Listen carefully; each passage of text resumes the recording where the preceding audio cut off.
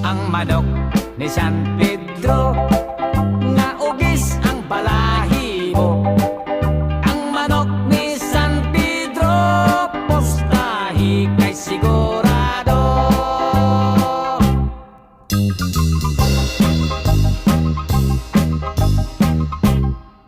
Si Esteban intaon gimorder sa mga gons.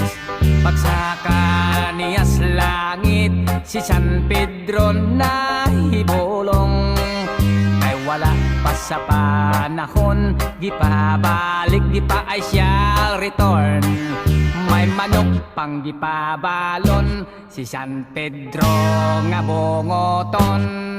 Nahibalik sa kalibutan ang sugarol nga Esteban. May dalang nga hiniktan nga ugis kahibulongan. Og dito sa bulangan si ugis gikaintapan. Gibuno giwan by one mga kontraway daganan.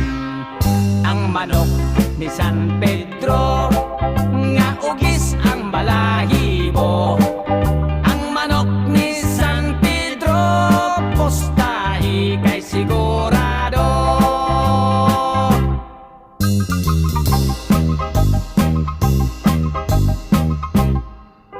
Ang kabus nga Esteban mikalit ka adunahan.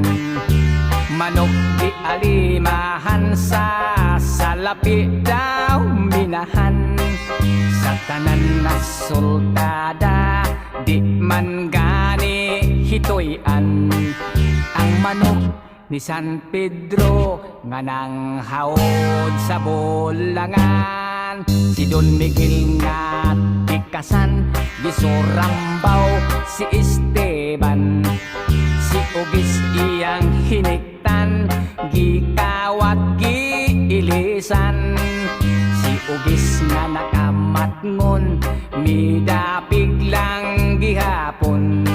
Nitiban nga iyang agalon si Don Miguel Gipordoy noon.